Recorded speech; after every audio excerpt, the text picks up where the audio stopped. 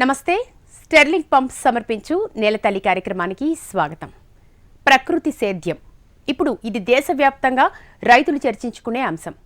రసాయన ఎరువుల వాడకానికి అలవాటు పడ్డ రైతులు ప్రకృతి సేద్యంలోకి రాలేకపోతున్నారు. ప్రకృతి సేద్యంలో పంటలు ఎందుకు సాగు చేయాలి?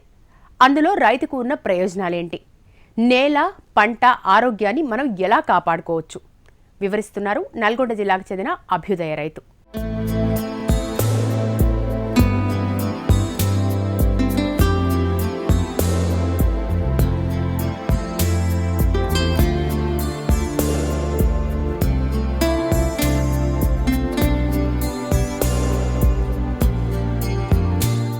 పిసాటి సత్తిరెడ్డి ప్రకృతి వ్యవసాయదారులకు ఈ పేరు సుపరిచితం.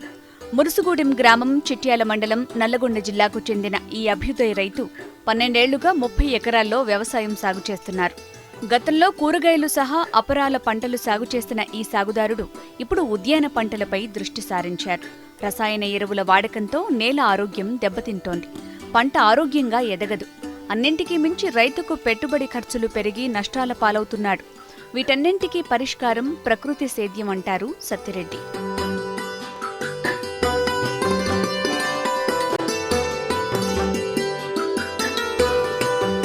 సాగునీరు లేనిదే పంట సాగు లేదన్నది జగమెరిగిన సత్యం.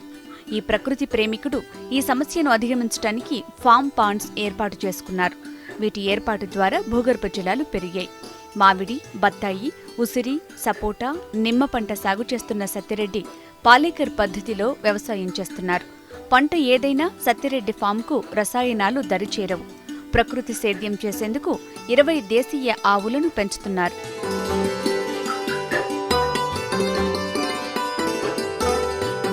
సుమారుగా 30 ఎకరాల పొలాన్ని కొనుక్కున్నాను. ఇది గత ఒక 12 సంవత్సరాల కింద తీసుకొని, ఇది ఊరికే ఉండింది. అంతకుముందు ఏదో మామూలు పశువులు మేపుకునే స్థలం ఇది. దీంట్లో నేను కొనుక్కున్న తర్వాత ఇదంతా క్షేత్రాన్ని సిద్ధంగా తయారు చేసుకొని దీంట్లో అనేక పంటలు సుమారుగా ఒక 2 సంవత్సరాలు వేరే పంటలు వేశాను. ఆముదము, కందులు, మెనువులు, నువ్వులు, పెసళ్ళు ఇట్లా వేస్తుండేవాడిని. ఆ తర్వాత మళ్ళీ దీంట్లో తోట పెట్టాలనేటు సంకల్పం కలిగింది. కానీ ఇక్కడ నీళ్లు లేకపోవటం వల్ల తోటకు కొంచెం ఇబ్బందులు జరిగినాయి. కానీ తర్వాత నేను కొన్ని బోర్లు వేస్తే నీళ్లు పడలేదు. తర్వాత మరుసటి సంవత్సరంలో పామ్ పౌండ్స్ కట్టుకున్నాను. ఇక్కడ నీళ్లు పడినాయి. ఆ తర్వాత ఇక్కడ పర్వాలేదు, మరి తోట పెట్టుకుంటే బాగుంటుంది, మరి కాలువలు కూడా వచ్చే అవకాశాలు ఉంది అనే ఉద్దేశంతో, స్థలం బాగుందనే ఉద్దేశంతో తోటలు కూడా మొదలు పెట్టుకున్నాను. ఇందుట్లో ప్రథమంగా ఒక 5 ఎకరాలు బత్తాయి, తర్వాత ఒక 2 ఎకరాలు మామిడి, ఒక 2 ఎకరాలు మన ఉసిరి పెట్టుకున్నాం. ఈ పంటలతో మరి తర్వాత ఆ పంటలు బాగా వస్తున్నాయి. అదే ఆ 2వ సంవత్సరం 3వ సంవత్సరానికి ఆ చెట్లు బాగా ఎదిగినాయి. రెండవది, అప్పటికి నేను పాలేకర్ విధానంలోనే మొదలుపెట్టాను. మొదటి సంవత్సరం నాకు తోట పెట్టే సంవత్సరం నుంచే పాలేకర్తో పరిచయం అయింది. ఆ విధానంలోనే నేను బత్తాయి కానీ, మామిడి కానీ, ఉసిరి కానీ అట్లే పెంచాను. తర్వాత మనకి సుమారుగా మళ్ళొక 2 సంవత్సరాల తర్వాత మళ్ళీ ఒక 8 ఎకరాలు మామిడి, తర్వాత 3 ఎకరాలు నిమ్మ, తర్వాత ఇంకొంత సపోటా ఇట్లా పెట్టి వరి పైర్లు, పప్పు ధాన్యాలు, తర్వాత కూరగాయ తోటలు కూడా పెట్టుకోవడం జరిగింది. సాగు మొదలుపెట్టినప్పటి నుంచి నేటి వరకు సహజ పద్ధతుల్లో నిమ్మ సాగు చేస్తూ విజయ పథంలో సాగుతున్నారు. మొక్క నాటిన నుంచి కాత వచ్చే వరకు ఎక్కడా గుప్పెడు రసాయన ఎరువులు కూడా పరిచయం చేయలేదు. సహజ పద్ధతిలో సాగు చేస్తున్న ఈ రైతుకు ఎకరాకు 80,000 రూపాయల ఆదాయం వస్తోంది. 3 ఎకరాలకు కలిపి ఏడాది పెట్టుబడి 25,000 రూపాయలే. నిమ్మ ప్రధానం పంట పెట్టుకున్నాను. నిమ్మ పంటలో నాకు ప్రధానంగా చిన్న మొక్కలు, నేను బాలాజీ నిమ్మ వెతుక్కున్నాను. 21 ఫీట్ 7 గజాల ఎడంతో ఈ క్షేత్రాన్ని అంతా కూడా మొత్తం 3 ఎకరాలు నేను నిమ్మ తోట పెట్టుకున్నాను. దీంట్లో చిన్నగా ఉన్నప్పుడు నిమ్మ చెట్టు చిన్నగా ఉంది కాబట్టి దీన్ని అంతర పంటగా మరొక పంట పెట్టుకొని లాభం తీసుకోవాలి ఈ 2-3 సంవత్సరాలు అనే సంకల్పంతో, పాలేకర్ గారు చెప్పిన స్ఫూర్తితోని ఇందులో మధ్య స్థలంలో బొప్పాయి పెట్టుకున్నాను. 2 వరుసలు బొప్పాయి పెట్టుకున్నాను. బొప్పాయి 3 సంవత్సరాలు తీసుకున్నాను. ఏ వైరస్ రాలేదు నాకు. ఇక్కడ ఈ బొప్పాయి పండ్లన్నీ కూడా ఈ R&B వాళ్ళు, GM వాళ్ళు రోడ్డు చేస్తూ వాళ్ళే కొనుక్కుపోయేవాళ్ళు కార్ల మీద. నేను ఎక్కడ మార్కెట్కి వెళ్ళలేదు. ఏ వైరస్ కూడా రాలేదు. పక్క తోటలో నాకు మరి ఆయన 6 ఎకరాలు పెట్టుకుంటే 10 నెలలకే వైరస్ వచ్చి అంతా కుళ్ళిపోయింది. కానీ నాకు ఇక్కడ అది ఒక 1/2 కిలోమీటర్ దూరంలో ఉన్నప్పటికీ ఎలాంటి వైరస్ రాలేదు. నేను చేస్తున్న విధానము గో ఆధారిత ఈ యొక్క జీవామృతము, ఈ ఘన జీవామృతము, ద్రవ జీవామృతము, పశువుల పేడతో మాత్రమే చేస్తున్నాను. కాబట్టి ఇది విధానంలో పాదులు చేయటం, చక్కగా ఆ పాదులంతా పీకిన గడ్డి అంతా అందులో వేయటం, మల్చింగ్ సిస్టమ్ చేయటం, మరి డిప్పర్లు పెట్టి డిప్పర్ల ద్వారా కొద్దిగా నీళ్లు వదలటం, ఇట్లా నేను ప్రతి నెలకు కూడా జీవామృతం చెట్టుకు 2 లీటర్లు, ఇప్పటికి 2 లీటర్లు ఇస్తున్నాను. ఒకప్పుడు 1/2 లీటర్తో మొదలుపెట్టి ఇప్పటికి ఇస్తున్నాను. కానీ ఇందులో ఎలాంటి రసాయనాలు వేయలేదు. రెండోది మల్చింగ్ సిస్టంలో కానీ మరి నేను చేస్తున్నటువంటి లోపట మరి ఎక్కువ లోతు తవ్వకుండా, రూట్ డ్యామేజ్ కాకుండా నేను చక్కగా ఈ యొక్క నిమ్మను మరి ఇంతవరకు ఇప్పుడు 5 సంవత్సరాలు పూర్తయిపోయింది. ఇప్పటి వరకు 3వ సంవత్సరం నుంచి కాపు వచ్చింది. కాపు వచ్చిన సంవత్సరం నుంచి మెల్లగా మన బొప్పాయి తోటను తగ్గిస్తూ వచ్చాను. అది కూడా 3 సంవత్సరాల పూర్తయిపోయింది. 3 సంవత్సరాల్లో బొప్పాయిలో మంచి లాభసాటిగా దొరికింది. తర్వాత మళ్ళీ ఎమ్మటే కాపు నిమ్మ వచ్చింది. నిమ్మ వచ్చినప్పుడు నిమ్మ తెంపుకోవటానికి, పాదులు చేయటానికి కొద్దిపాటి మరి ఖర్చుతోనే పాదులు చేసుకోవటం, మల్చింగ్ చేసుకోవటం, మరి ఆడు పెట్టకుండా, ఎక్కువ ఆడు పెట్టకుండా, ఎప్పుడో అది మరి సహజంగా వాడు తక్కువనే వస్తుంది, మరి ఎక్కువ రాదు. ఎక్కువ వాడు పెట్టాలనే సంకల్పంతో పెట్టి నష్టపోతున్నారు రైతులు. ఎక్కువ చెట్టు ఆడుపెట్టి బాగా ఎండినాక నీళ్ళు వేస్తే రసాయన ఎరువులు వేసినందువల్ల ఎక్కువ మరి ఇబ్బంది పడుతూ అట్లా జరుగుతూ ఉంది. కాబట్టి అది అట్లా జరగకుండా మరి మంచి తక్కువ ఎరువులు వేయకుండా ఈ ఎరువులో ఈ పశువుల యొక్క ఎరువు ప్లస్ జీవామృతంతోనే ఈ యొక్క పండియటం జరుగుతుంది.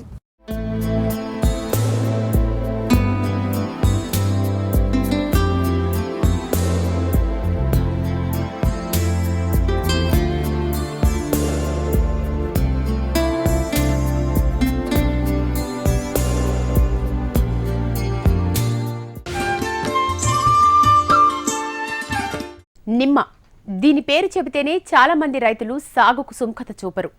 నిత్యం దానికి వచ్చే వ్యాధులను తలుచుకుని పెట్టుబడుల పంటగా చెబుతారు. కానీ జీరో బడ్జెట్ పాలేకర్ విధానంలో నిమ్మ సాగు చేస్తూ లక్షల్లో ఆదాయం పొందుతున్నారు. నిమ్మ సాగు విశేషాలను నేలతల్లి రైతుల కోసం ప్రత్యేకంగా వివరిస్తున్నారు సత్తిరెడ్డి.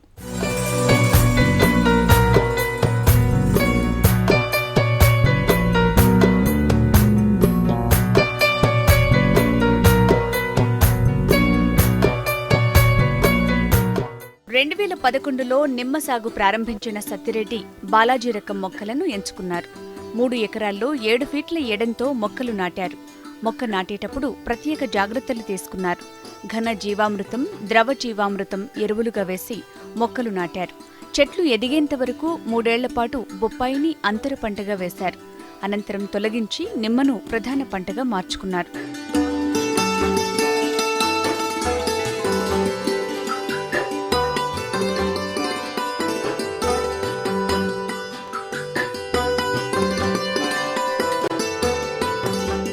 రసాయన ఎరువుల వాడకాన్ని పూర్తిగా పక్కనబెట్టిన సత్తిరెడ్డి ఎరువుల పేడనే అసలైన ఎరువు అంటారు.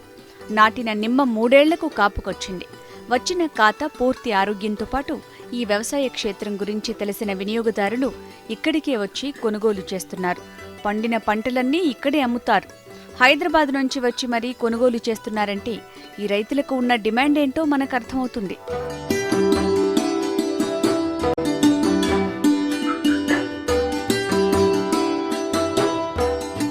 అత్యధిక పెట్టుబడి లేదు. ఎక్కడా రసాయనాలు మొదటి సంవత్సరం నుంచి కూడా వేయలేదు, ఇప్పుడు కూడా వేయను. కాబట్టి ఎందుకు రసాయనాలు వేయాలి అంటే, రసాయనాలు అనేది మొక్కను పోషించేటి కాదు, దాన్ని ఏమి చేసేది కాదు, కృత్రిమంగా ఇచ్చే ఎరువులు. కానీ న్యాచురల్గా ప్రకృతిలో అలాంటి మరి అవసరమే మరి లేదనేటువంటి మరి నా అనుమానంలో అవసరమే లేదు.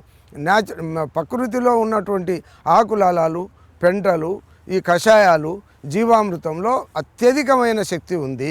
మొక్కకు కావలసినంత శక్తి ఇస్తుంది. ఎలాంటి పోషక లోపాలు ఉండవు.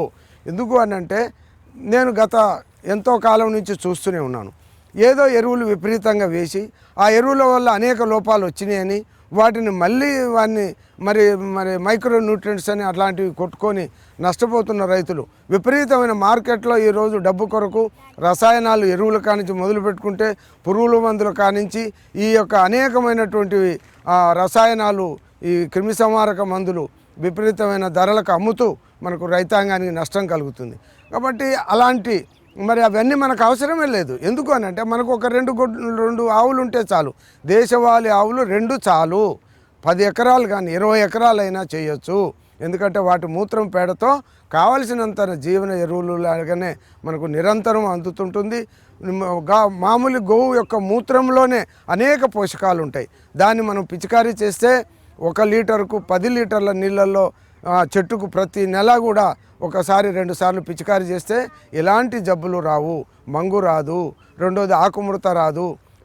ఇంకా చిన్నప్పుడు మొక్కలను వారం 10 రోజులకు 15 రోజులకు గోమూత్రం పిచికారీ, వేప పిండిని బాగా నానేసి వేప కషాయం తీసి పెట్టి మనము పిచికారీ చేసుకుంటే కూడా చాలా మంచిది. ఇది క్రిమి సంహారకంగా. ఇక అడుగు ఇవ్వటానికి జీవామృతాన్ని మనము ప్రతి నెల ఒకసారి ఇస్తే చాలు. ఎందుకంటే అత్యధికంగా అవసరమేం లేదు. ప్రతి చెట్టుకు చిన్నప్పుడు 50 ml 100 ml హాఫ్ లీటరు పెద్దగా అయింది ఇవాళ నేను 2 లీటర్ల వరకు కూడా ఇస్తున్నాను. కాబట్టి ఈ కొద్దిపాటిది మనము ఒక్క జీవామృతం తయారు చేయాలంటే 200 లీటర్ల నీళ్ళల్లో 10 కిలోల పేడ, 10 లీటర్ల మూత్రము, 2 కిలోల పిండి, 2 కిలోల బెల్లం, 1 పిడికెడు మట్టి, గట్టు మీద మట్టి, ఎప్పుడు కూడా ఎక్కడ రసాయన ఎరువులు వేయనటువంటి స్థలం మట్టి, పిడికెడు చాలు. ఈ 5 పదార్థాలతోని మనకు 1 ఎకరానికి 200 లీటర్ల ద్రవ జీవామృతం అవసరం. ఇది తేమ ఉన్న ఉదయము సాయంకాలం పూటలో చెట్టుకు ఇచ్చినట్టయితే ఆ తేమలో ఈ జీవ ప్రక్రియ జరిగిపోతుంది. ఆ చెట్టుకు కావలసినటువంటి పోషకాలు అవే వెతుక్కుంటున్నాయి. అందులో చాలా రకాల జీవాణువులు అందులో ఉన్నాయి. కాబట్టి ఇలాంటి జీవన ద్రవ్యాలను మనం చెట్టుకు అందిస్తూ చెట్టుకు కావలసిన పోషకాలు ఆ జీవన ద్రవ్యాలు ఇస్తున్నాయి. కానీ మనం ఏదో రసాయనాలు తీసుకొచ్చి వాటినేమో చేయాలనేది అనుకోవటం అవివేకం. ఏడాదంతా పంట వస్తుంది. మొత్తానికి నిమ్మలో మంచి లాభాలు చూస్తున్నారు సత్యరెడ్డి. గోమూత్రం, పంచపత్ర కషాయాలే ఈ రైతుకు ఎరువులు. జీవామృతం, ఘన జీవామృతం వాడితే చాలా బెటర్ అంటారు సత్యరెడ్డి. నిమ్మ పంటకు అధికంగా వ్యాధులొచ్చే అవకాశం ఉన్నప్పటికీ రసాయనాలు వాడకుండా కషాయాలతోనే సాగు చేస్తున్నారు. ఈ కషాయాలు వాడటం ద్వారా చెట్ల మనుగడ పెరగటమే కాకుండా నీరు తక్కువ మొత్తంలో ఉన్న రైతులకు ఈ సహజ సాగు ఎక్కువ ఆదాయం ఇస్తుందని చెబుతున్నాడు ఈ సహజ రైతు.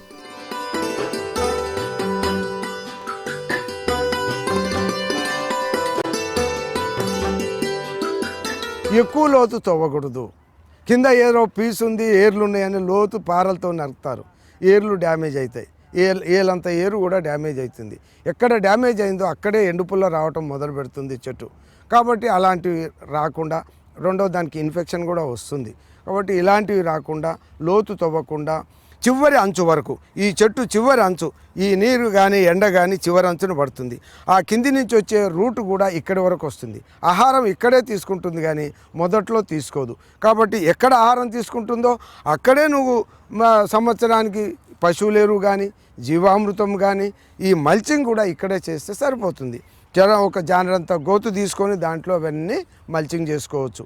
దీనివల్ల మనకు చెట్టు పోషకం ఉంటుంది. రెండోది కావలసిన చోట దానికి ఆహారం అందుతుంది. చెట్టుకు ఏరు డ్యామేజీ ఉండదు, మరి చెట్టుకు నష్టాలు ఉండవు. కాబట్టి ఇది దగ్గరగా, ఒక్కొక్కరైతే ట్రాక్టర్ తీసేసి దగ్గరగా దున్నుకుపోతారు, రేకులు తీసేసి కూడా. అటువంటి అప్పుడు విపరీతంగా దున్నకాల వల్ల, విపరీతంగా చెక్కినందువల్ల చెట్టుకు డ్యామేజ్ అవుతుంది. రైతు దీనివల్ల ఏమవుతుంది, ఈ యొక్క సహజమైన స్థితిలో మనం పెంచితే సుమారుగా 25 నుండి 30 సంవత్సరాలు లైఫ్ను కాపాడుతాం. కాయ నాణ్యత ప్రధానము. ఇలా ఉన్నటువంటి కాయ నాణ్యత ఉన్నటువంటి కాయను తెంపుకొని కోసుకొని ఇది మార్కెట్కి తీసుకుపోయి ఇచ్చినందువల్ల దీంట్లో ఎలాంటి తేడాలు ఉండవు. రెండవది రేటు విపరీతంగా వస్తుంది. వీటిని మార్కెటింగ్లో ఎక్కువ రోజులు ఉంటుంది. నువ్వు ఈరోజు పండు పండితే కూడా 15 రోజులు పోయినా ఇదే కలర్లో ఇట్లానే ఉంటుంది. ఇది సహజమైనటువంటి ప్రకృతి యొక్క పంట యొక్క విధానం.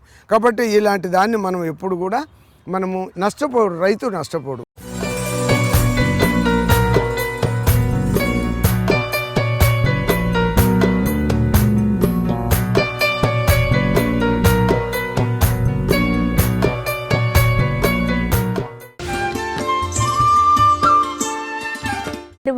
మొక్కను పోషించలేవు అంటారు సత్తిరెడ్డి.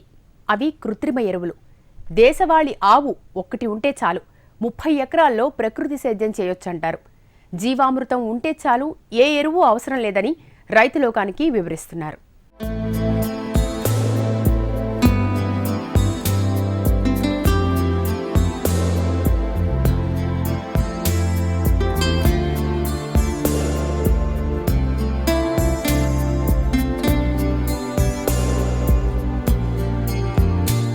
వివిధ రకాల పంటలు సాగు చేస్తున్న రైతులు రసాయన ఎరువులను అవసరానికి మించి వాడుతున్నారు.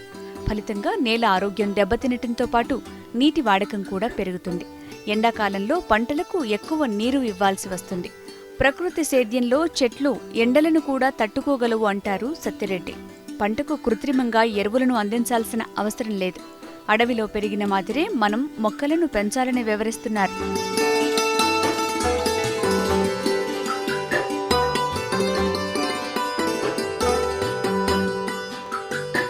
మనకు ఏ ఎరువు అవసరం లేదంటారు పాలేకర్ గారు.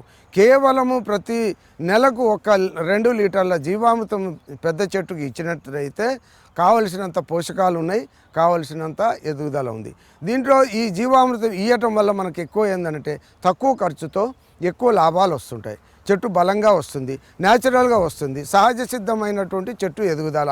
మనం ఈ రసాయనాలు వేసినప్పుడు ఏపుగా డిఏపీలు యూరియాలు ఇచ్చినప్పుడు ఎన్పీకే ఎక్కువలు తక్కువలు అయినప్పుడు అది విపరీతంగా పెరుగుతూ ఆ చెట్టు కింద వేడిని పుట్టిస్తుంది. నీళ్ళు అధికం వేయాల్సి వస్తుంది. దీంట్లో నీళ్ళ శాతం చాలా తగ్గిపోతుంటుంది. సుమారుగా ఒక 20-30% నీళ్ళే సరిపోతాయి. ఆ ఎక్కువ ఏదైతే మనము నీళ్లను మనం ఇంత తక్కువ ఇచ్చినప్పటికి కూడా నెలకు 20 రోజులకు ఒక తడి ఇచ్చినా కూడా ఎండల్లో కూడా మనం చెట్టు నిలబడగలుగుతుంది, తట్టుకోగలుగుతుంది. కాబట్టి ఇట్లాంటి ఈ తేమ అయితే ఏదైతే గాలిలో ఉన్న తేమ శాతమే చాలా సరిపోతుంది. కాబట్టి ఆ తేమ తీసుకోవటానికి ఈ యొక్క జీవామృతం ద్వారా ఇచ్చిన చెట్టు మాత్రమే తేమను తీసుకుంటుంది. అదే మీరు డిఏపి యూరియా రసాయనాలు వేసినట్టయితే వాటి వల్ల ఈ తేమను తీసుకోదు. అది ఎప్పుడు చెట్టు వాంటెడ్ వాటర్ అడుగుతూ ఉంది. కాబట్టి అంత నీరు మనకు దీనికి మరి కొంతమంది రైతులకు నీరు తక్కువ పడుతుంది, ఉండదు అక్కడ. అప్పుడు రైతులు చెట్లు ఎండిపోయి నష్టపోతున్నారు. కాబట్టి నాకు ఇంచున్నర నీళ్ళతో 21 ఎకరం చేస్తున్నాను. అందులో ఈ 3 ఎకరాల నిమ్మకు కూడా ఏ లోటు లేకుండా నాకు 20 రోజులకు 25 రోజులకు తడిస్తున్నా కూడా నాకు ఎలాంటి నష్టం లేదు. చెట్టు కూడా ఏదో కొంచెం వాడు పడుతూ ఉంది, మళ్ళీ ఏమంటే కోలుకుంటుంది. కాయలో కానీ పూతలో కానీ ఎలాంటి ఎక్కువ డ్యామేజ్ కావట్లేదు. రోగాలు వస్తే దీంట్లో ప్రధానంగా మనకు కషాయాలు, పంచపత్ర కషాయాలు ఉంటాయి. యాపాకు, సితపాలాకు, జిల్లడాకు, వాయిలాకు, ఉమ్మెంతాకు 5 రకాల ఆకులను 5-2 10 కిలోలు కనుక మనము ముద్దలుగా చేసి అవి ఒక 15-20 లీటర్ల గోమూత్రంలో కుండలో వేసి మరిగబెట్టి అది 3 పొంగులు వచ్చే వరకు మరిగించి 24 గంటలు చల్లారబెట్టి దాన్ని బాగా పిసికి కషాయం చేసి ఆ కషాయాన్ని వడగట్టి ఆ కషాయం మనకు 4-5 మాసాల వరకు వాడుకోవచ్చు. కాబట్టి ఆ కషాయాన్ని ప్రతి 10 రోజులకు 20 రోజులకు కూడా కషాయం పిచికారీ చేయొచ్చు. మనకు అగ్ని అస్త్రం అనేది ఒకటి ఉంది. అది పొగాకు కషాయము, పచ్చిమిర్చి కషాయము, వెల్లుల్లి కషాయము ఇవన్నీ కూడా వేసి కషాయాలను మనం వడగట్టుకొని మరి మనము పంపుల ద్వారా కొట్టుకున్నట్టయితే ఎలాంటి బలమైన జబ్బులు కూడా రాకుండా చెట్టు నివారించబడుతుంది. ఇందులో ప్రకృతిలో దొరికినవే ప్రకృతికి మనం వినియోగం చేస్తున్నాం పిచికారీ ద్వారా. కాబట్టి ఎలాంటి మొక్కకు నష్టాలు ఉండవు. ఎరువుల వాడకం పెరిగి రైతుకు ఖర్చులు భారమవుతున్నాయి. అదే సమయంలో వినియోగదారుని ఆరోగ్యం పాడవుతోంది. ప్రజల ఆరోగ్యం కాపాడాల్సిన బాధ్యత రైతుదే అంటారు సత్తిరెడ్డి. రసాయన ఎరువులు వాడి పండించిన ఉత్పత్తులు తినటం వల్ల రోగాలు పెరుగుతాయి. పంట సాగులో ఎక్కువగా శ్రమపడాల్సిన అవసరం లేదు. ప్రకృతి సేద్యంలో చెట్టు ఆరోగ్యం కాపాడటం మన చేతిలోనే ఉందంటారు.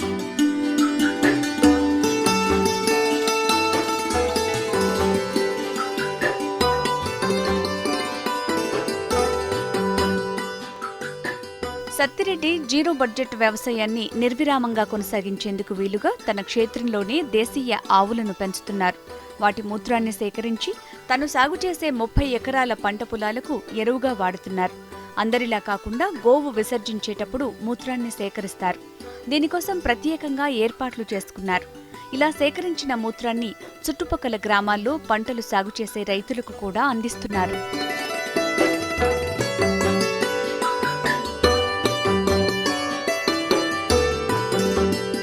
ఆ చెట్టుకు సుమారుగా 1 నుండి 2 మూటల వరకు నాకు వస్తుంది. ఇట్లా 600 చెట్లకు నాకు సంవత్సరానికి ఎకరానికి ₹1,00,000 పైనే వస్తున్నాయి, కానీ తక్కువ రావట్లేదు. కాబట్టి నాకు ఖర్చు చూస్తే నాకు 25,000 కూడా ఖర్చు లేదు. కాబట్టి 3 ఎకరాల మీద నాకు 25,000 ఖర్చు వస్తుంది. సుమారుగా ₹3,00,000 నాకు ఆదాయంగా వస్తుంది. కాబట్టి దీంట్లో నాకు ఎలాంటి నష్టాలు లేవు. కాబట్టి లాభాల్లోనే ఉంటాం. కాబట్టి ఈ విధానంలో కాబట్టి ఇలాంటి తక్కువ ఖర్చుతో మరి ఎక్కువ ఆదాయం తీసుకునేది రైతాంగం ఎన్నుకొని శ్రమ చేసి చెట్టును మనం తన బిడ్డలాగా పెంచుకోవాలి. చెట్టుకి ఏం తక్కువ ఉంది అనేది మనకు జీవామృతం వేస్తే ప్రతి నెలకు 2 లీటర్ల జీవామృతం ఇస్తూ ఈ చుట్టుపక్కల ఉన్నటువంటి గడ్డి గాదాను కోసి మల్చింగ్ చేసినట్టయితే దీనివల్ల మనకు అత్యధికంగా లాభాలు ఉన్నాయి. కాబట్టి ఇంత లాభాలు ఉంటుంటూ మరి పెట్టుబడులు పెట్టి దున్నిచ్చి ఎక్కువ ఎరువులేసి ఎక్కువ కలుపులు తీపియటం వల్ల మనకు చెట్టు నష్టపోతుంది. చెట్టు కూడా తనకు సహజ స్థితిని కోల్పోతుంది. మరి ఈ యొక్క కరువుకు ఎండలకు తట్టుకోలేని స్థితిలో వస్తుంది. కాబట్టి జీవిత కాలం కూడా ఎక్కువ రోజులు దీని ఆయుష్ ఎక్కువ ఉంటుంది, దాని ఆయుష్ తక్కువ ఉంటుంది. కాబట్టి ఇలాంటి లాభసాటి మనకు ఈ యొక్క నిమ్మలో నష్టాలు రైతులకు రావు సాధారణంగా. కాబట్టి ఇవి నష్టాలు రాకుండా ఉండాలంటే మనం ఇలాంటి చిన్న మెలకువలు తీసుకొని కష్టపడి శ్రమించి తనకు తానుగా కష్టపడ్డట్టయితే ఎక్కువ లాభం మిగులుతుందని నేను రైతాంగాన్ని అందరికీ ఇది ఆచరణగా ఉంటుంది. నేను చేస్తున్నాను, మీరు కూడా చేయాలని కోరుకుంటూ లాభాలలో మీరు నడవాలని రైతు సోదరులను అనవసరమైన ఎరువులకు పెట్టి నష్టపోయి ఖర్చులు ఎక్కువ పెట్టుకొని కష్టాల పాలవుతున్నాం. మనల్ని ఎవ్వరూ కష్టాల నుంచి తీర్చలేరు. కాబట్టి ఇదే ప్రకృతే రక్షిస్తుంది. ఈ యొక్క అమృతం జీవామృతం ద్వారా 1-2 ఆవులు ఉంటే చాలు, 1 ఆవు ఉంటే చాలు, 4-3 రైతులకు 1 ఆవు ఉన్నా చాలు. మూత్రం పేడను మనం తీసుకున్నందువల్ల మనకు లాభాలు అధికంగా ఉంటున్నాయి.